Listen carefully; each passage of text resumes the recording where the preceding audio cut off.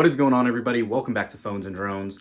Continuing on with our S24 series coverage. For this video, I want to talk to you guys about the differences really from the S23 Ultra to the S24 Ultra. Unfortunately, we don't have our S23 anymore. However, there are a number of changes that differentiate these two series that might not seem as obvious on the surface. Aside from that, we'll do a quick software tour in the settings on the S24 Ultra as well, just so we're made aware and see what it looks like, because I do think, like I said in our other video, this is one of the more polished versions of OneUI. 6.1 has been a huge improvement, and really Samsung has steadily been raising the bar for what they are offering on their devices, and I really do like it. Anyways, having said all that, let's go ahead and talk about these changes. Okay, so jumping right into it, first things first, Samsung has announced that starting with the S24 series, they will be offering 7 years of software update support. And in this segment of the market, this is amazing, not unheard of, but Apple does it well. Samsung now piggybacking off of what Google offered and, basically leapfrogging that is very good to see, especially for those of us that like to hold on to their phones longer than others and don't care to update every year. You are also getting a big improvement with these cameras and the faster shutter speed. This was a known issue, and we've discussed it to a godly amount of extent here, but now when you actually take your photo, it is much, much, much quicker to point and shoot and get that shot captured as you intended. One of the more noticeable options and changes here is the flat display. And I know this makes a lot of people happy. I like the premium feel of the curvature and hand on the display. However, after getting some time and hands-on now with the S24 Ultra, this flat display is the way to go. It feels amazing. It actually also makes using the side navigation and sidebar that much more easy to use. You don't have to kind of scroll from the side of the device over the top of it. Now it's a simple swipe and it is right there ready to go. Definitely like that. Another thing we talked about in one of our other videos is the anti-reflective nature of this display now. It looks amazing. Take away the aspect that it's more durable against scratches. This new display technology that they're utilizing here just makes it that much more pleasant to use. You're not reflecting all the lights. Yes, as you can see, it will still capture it, but nowhere near as badly as what you get on any other mobile device out there. I mean, you can see just how horrible everything else is in comparison. I really do like this, and it's a underrated feature that Samsung added here. Even though the battery is the same 5,000 milliamp hours here, it is going to give you better battery life thanks to that more efficient chip in the Snapdragon realm that they've included here. You are going to get allegedly better touch responsiveness. Never had an issue in the past in regards to this, but just something extra to note. You are getting obviously better CPU and GPU performance in that Snapdragon chip as well. You're getting a 4K 60 camera switching during recording option now, and 4K can now capture at 120 frames per second. There's also another camera mode for 24 megapixel mode to export in RAW as well. And speaking of the camera and photo options too, you can now view Super HDR photos and post them in the same resolution, Super HDR, to Instagram. You're getting better build quality, allegedly. I don't know if better is the best term here, but you are getting it made out of titanium. Personal preference from stainless and all that. I really do like this. As you saw a second ago, I do have my iPhone 15 Pro Max, which we all know had and started that titanium kick. So better might be relative, but I do appreciate the feel and the slight weight droppage here. You do have a smaller selfie cutout. It's not quite as noticeable as it was in the past. Obviously, it's still there. It's more the perimeter around the camera that seems to have decreased. But again, a noticeable change. Same with the symmetry. The symmetry on this flat display is phenomenal. All sides around the display are basically equal with borders. That's amazing. That looks great. You don't have those chin on these devices as you had in years past and all of that. You do have better cooling in the S24 Ultra as well. And a good call out for that is how I always call Apple out in these videos on this channel for software updates, how hot these phones get. Here, you don't have to worry about that. It is very much improved with the cooling nature of all Androids, but especially now with the S24 Ultra.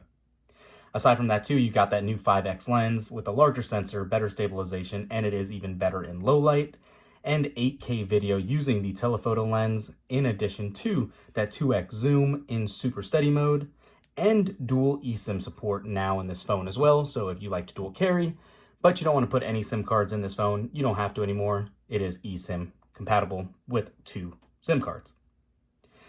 So as you can tell, just off that nature, there are a lot of changes that go under the radar on this phone, but I just want to make sure you guys are aware of it.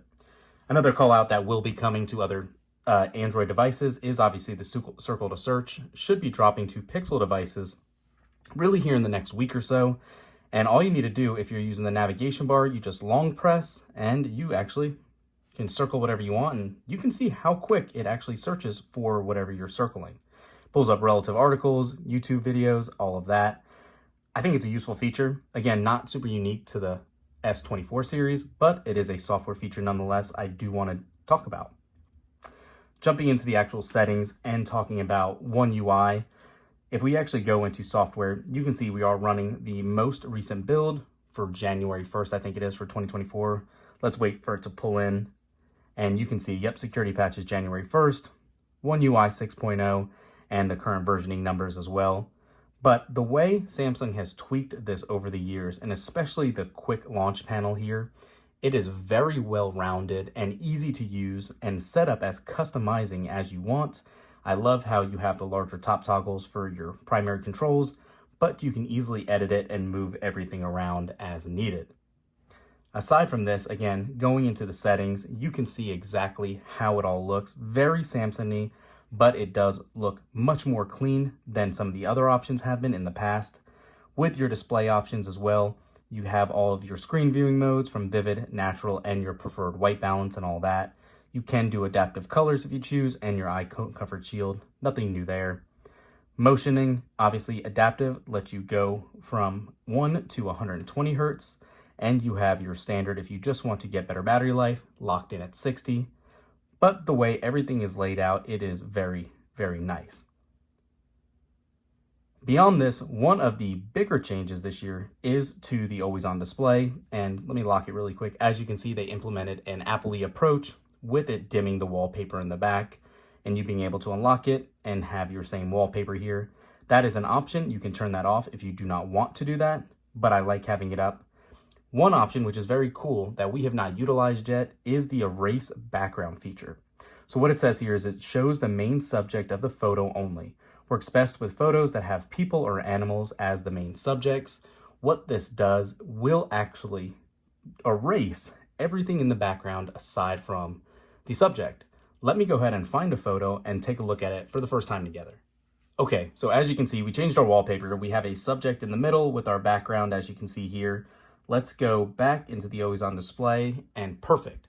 As you can see here, you now have erase background highlighted as an option. And when we toggle this on, you can see it removed our background and just left the subject right in the middle. So here we go. Here's our regular wallpaper. And when you lock it, it takes everything away except for your subject you have right there.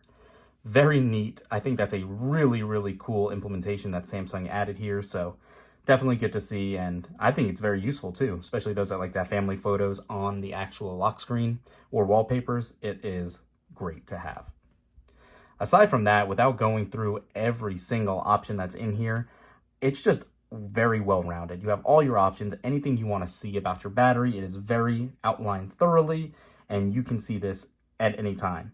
You have background usage limits, your battery protection, everything you've seen on iOS taken to the nth degree. So obviously when you first get your phone, it's going to learn your patterns. Battery life is typically pretty trashy for the first couple of days or a week of usage. We will do a thorough breakdown of battery life once we get this trained and in our daily routine, and we'll be able to report back as far as battery life goes, but on paper it should be better like we said earlier. Aside from that, biometrics have been the same for a while now. Obviously the in-display fingerprint scanner here works really well. It is fast, it's an ultrasonic sensor, so it works better than 90% of the other ones out there. But yeah, Let us know what you want to see in a follow-up video. This is just a quick high-level overview of what software Samsung has implemented here. Obviously, there's a ton of AI stuff to go over as well. That is for another day. Thanks for watching. We'll catch you in the next one. Peace.